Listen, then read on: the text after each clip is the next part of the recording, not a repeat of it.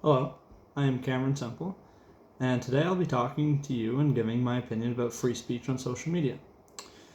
I'll be talking to you about hate speech, what it means to me, how people can fact check their own information, do I think the government should regulate free speech, and what roles classes like this help in the free speech, and how much social media should regulate their own platforms.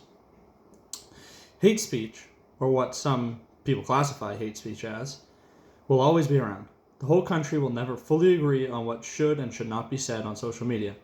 Many people can get behind no racism as well as no homophobia. But what do those things truly entail? What will be classified as racism and what won't be? Same thing goes for homophobia. Is it just what people don't like, or is it truly a system that has to be followed to a T? But then again, who comes up with that system?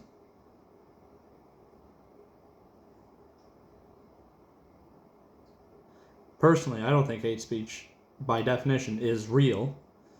The Canadian Criminal Code says, and I quote, "Everyone who, by communicating statements in a public place, incite hatred against an identifiable group where such incitement is largely to lead to a breach of peace is guilty."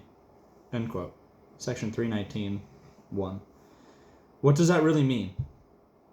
Don't get me wrong, I could say some absolutely horrible things, and it would still be hate speech, of course. But by definition, and by Bill C-63, I don't think it's real. Of course, many people will say how they feel about misinformation.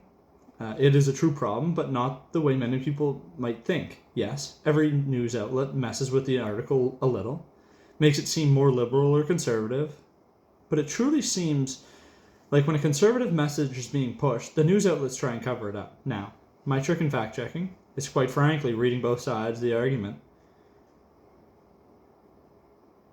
If something doesn't seem quite right, I read both the conservative and liberal news source. I can create my own unbiased opinion with that information. If I can find an unbiased news outlet, that would be great, but unfortunately there just isn't any non-biased, trustworthy news outlets out there as of right now. Hopefully there is some point, but not right now.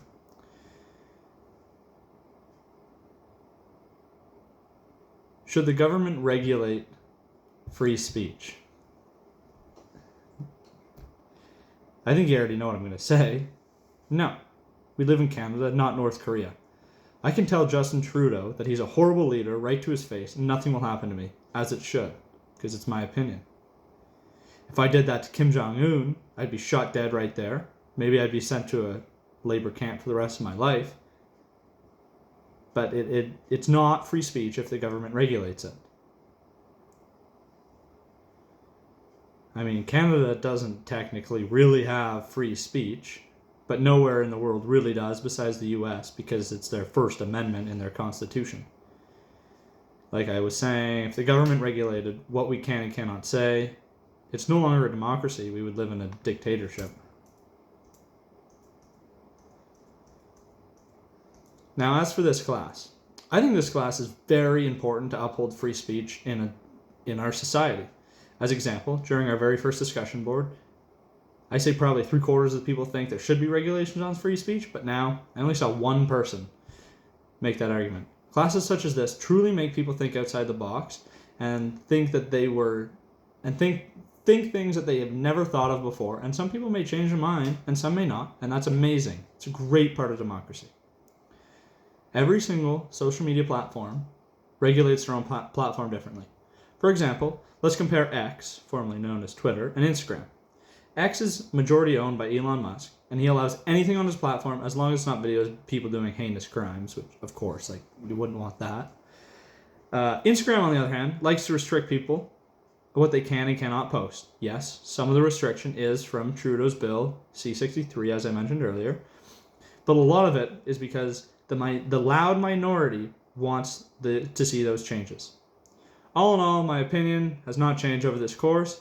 If anything, it's made me feel more adamant on free speech and having no regulations. Thank you for your time and your patience through not only this video, but the whole semester. Thank you.